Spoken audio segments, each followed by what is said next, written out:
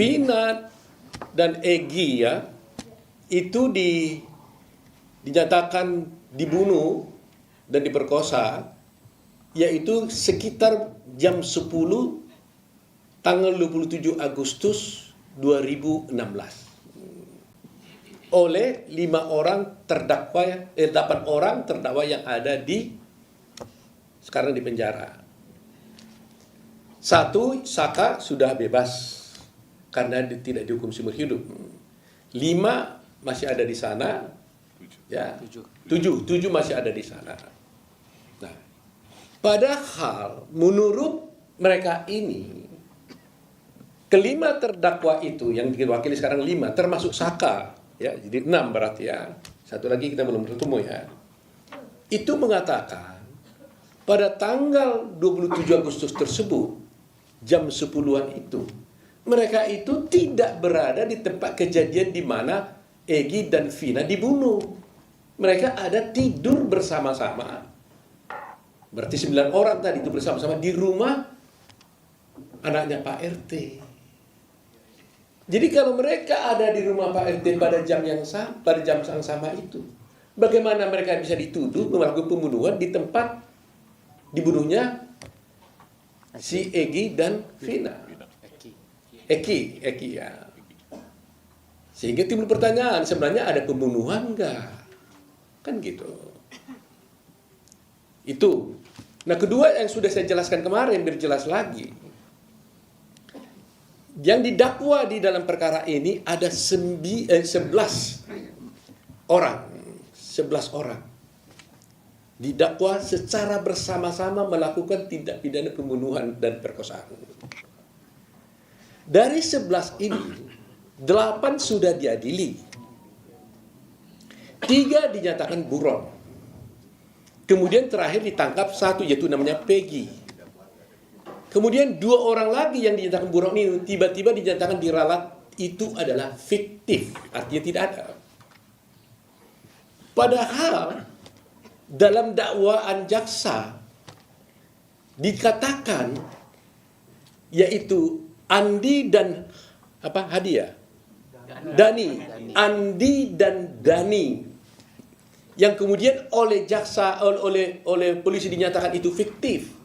Andi dan Dani ini dikatakan fiktif.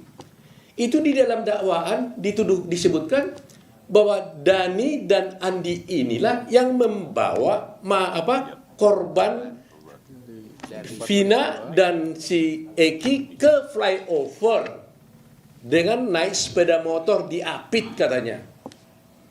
Mungkin kalau dibilang diapit itu dibonceng diapit ke flyover sehingga terkesan matinya itu gara-gara kecelakaan. Itu dakwaan jaksa dan di situ juga putusan hakim. Nah, kalau polisi mengatakan Andi dan Dani itu fiktif, berarti ceritanya itu kan jadi aneh. Pertanyaannya, siapa yang membawa Vina dan Eki ini ke flyover? Apa bisa mereka itu ada jalan lagi kalau sudah mati? Siapa yang bawa? Ini aneh nih cerita ini. Jadi artinya berarti isi dakwaan itu fiktif dong. Karena Dani dan Andi sesungguhnya tidak ada. Padahal di dalam dakwaan disebut ada. Termasuk mukul-mukul lagi itu orangnya itu. Ya, kalau dakwaannya isinya fiktif, berarti tuntutannya juga dugaannya fiktif juga. Otomatis akibatnya apa? Ya akibatnya putusan hakim menjadi tidak benar. Karena di sana masih ada Dani dan Andi. Nah ini buat kita masyarakat Indonesia harus memahaminya. Itu sebabnya kami Peradi terus terang aja prihatin.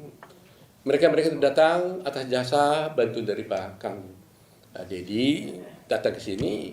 Kang Dedi aja sudah berkomitmen dan berkorban banyak, apalagi kami Peradi. Oleh karena itu kami minta, kami tidak mau mengatakan membela, menyalahkan polisi, tidak begitu cara berpikir kami. Kami menginginkan sudah terlalu banyak kejadian-kejadian seperti ini. Termasuk Jessica Wongso, kasusnya kalian sudah lihat sampai masuk di Netflix.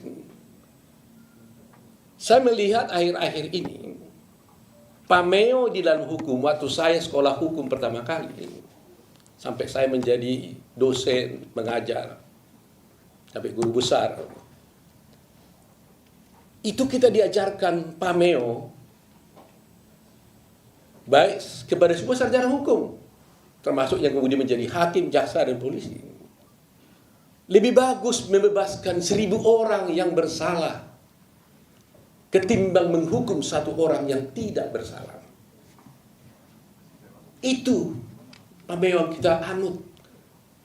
Karena betapa sakitnya orang tidak bersalah harus dinyatakan bersalah.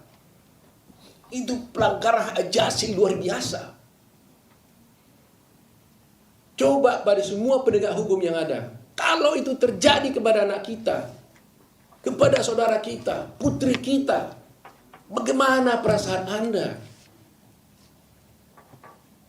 Saya tidak menuduh nih, tapi kalau betul-betul terjadi ini adalah salah, error, bukan itu orangnya. Sedih sekali. Inikah penegakan hukum yang harus kita puja-puja itu? Nah, situlah tekad kami sekarang nih. Dan kami minta kalau boleh kepada Polri, karena ini masih ada penyidikan berlanjut, supaya penyidik-penyidik yang lama, yang dulu menangani perkara ini, jangan lagi ikut menangani perkara ini. Supaya fair.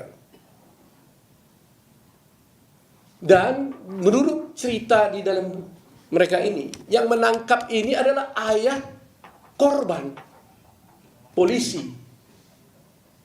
Sebenarnya dia tidak boleh ikut di sini, konflik of interest nih. Seharusnya yang menangani adalah polisi yang lain, unit yang lain. Ini pun unit narkoba sebenarnya, tapi menangani perkara ini